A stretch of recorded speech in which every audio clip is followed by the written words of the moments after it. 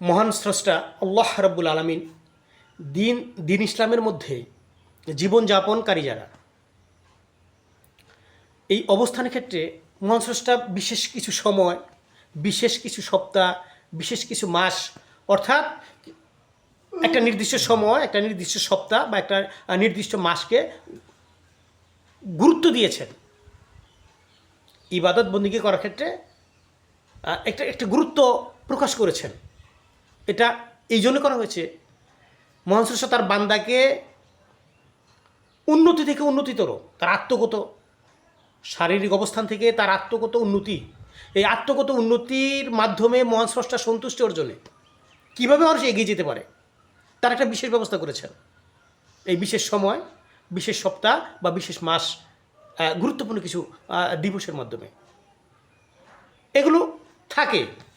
যেমন দিনের মধ্যে শ্রেষ্ঠ সময় হচ্ছে অনেক থাকার পরেও যেটা আমরা বুঝি, যেমন ফজরের সময়, আসরের সময়, এগুলো বিশেষ একটা গুরুত্ব আছে দিনের মধ্যে। কারণ স্রষ্টা বলেছেন আসর এবং ফজরের সময় ফেরেশতা আগমনের সময়, তখন ফেরেশতাও আগমন করে পৃথিবীতে, এই একটা বিশেষ মুহূর্ত।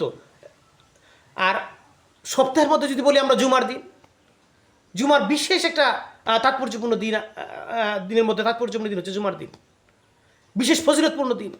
বলা হচ্ছে এটা গরিবের হজ, যে জুমার দিন, জুমার সালাতের সময় হচ্ছে গরিবদের জন্য হজের সব পাওয়া যায়।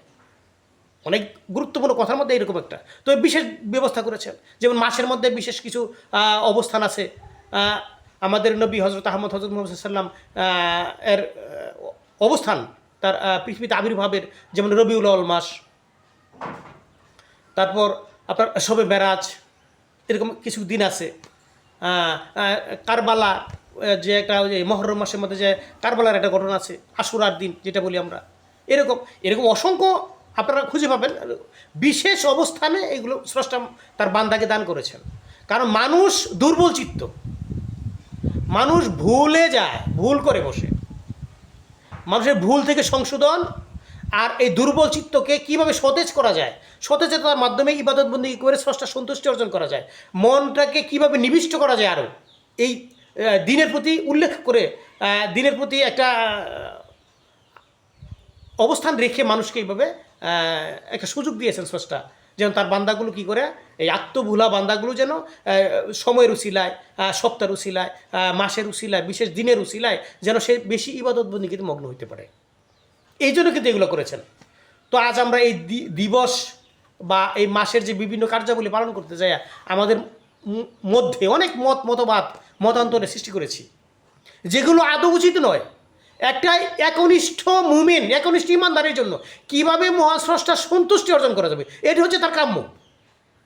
একমাত্র লক্ষ্য হচ্ছে মহান স্রষ্টার সন্তুষ্টি অর্জন করা। সেটা আমরা কিভাবে করতে পারি, এটি হচ্ছে মূল লক্ষ্য। এগুলো আমরা করতে চাই, কী করেছে, বিভিন্ন অবস্থানে আনুষ্ঠানিকতার নামে বিভিন্ন একটা মতবাদ ঢুকিয়ে দিয়ে আমরা এগুলো বিভাজন করে ফেলেছি। মানুষকে বিভিন্ন অবস্থান থেকে মানুষকে ভাগ করে ফেলেছি, কেউ ভালোবাসে, কেউ ঘৃণা করে। এগুলো কিন্তু আদৌ উচিত নয়। এগুলো একনিষ্ঠ মুমিনের ক্ষেত্রে বিবেচনা করা উচিত। আমরা এই দিনগুলো পেয়েছি, এই সপ্তাহগুলো পেয়েছি, বা এই সময়টা বেশি গুরুত্বপূর্ণ মহান স্রষ্টার পক্ষ থেকে তুহফা স্বরূপ, একটা দান স্বরূপ। আমরা এগুলো কাজে লাগাবো মহান স্রষ্টার সন্তুষ্টি অর্জনের জন্য। এগুলো আমরা যেভাবে পারি, আমাদের শারীরিকতা, মানসিকতার যার যেগুলো যোগ্যতা আছে তা কাজে লাগাবো। আমরা এই সঠিকতা কাজে লাগাতে পারলে আমরা সফলতা লাভ করতে পারবো, মহান স্রষ্টার সন্তুষ্টি অর্জন করতে পারি। এগুলো না করে কী করেছি, আমরা বিভিন্ন মতবাদ ঢুকিয়ে দিয়ে নিজের ইচ্ছা মতো এগুলো মানুষের মধ্যে বিভাজন সৃষ্টি করেছি। ভালোবাসা এবং ঘৃণার একটা ছড়াছড়ি ছড়িয়ে দিয়েছি। এগুলো আসলে উচিত নয়। এগুলো আমাদের ভেবে দেখা উচিত। যারা একনিষ্ঠ মুমেন মুত্তাকি আছেন, যারা মুসলিম, একনিষ্ঠ মুসলিম, তাদের এগুলো বিবেচনা করা উচিত এবং তাদের একটা অবস্থানে এগুলো সুষ্ঠুতার সহিত পালন করা উচিত। আমরা যেন আমাদের মধ্যে এই বিভাজন সৃষ্টি না করি, ভাগাভাগি সৃষ্টি না করি। দিন ইসলামটাকে যেন আমরা খেলা তামাশার বস্তু না বানাই। মহান স্রষ্টা এভাবে বলেছেন, তোমরা দিন ইসলামকে খেলা তামাশার বস্তু বানাইও না, এবং যারা বানাইছে তাদের জন্য ধ্বংস। আমরা যেন সেই ধ্বংসের পথ থেকে ফিরে এসে সুষ্ঠুতা এবং শৃঙ্খলার সহিত জীবনযাপন করতে পারি, এটা অবশ্যই চেষ্টা তদবির চালিয়ে যেতে হবে।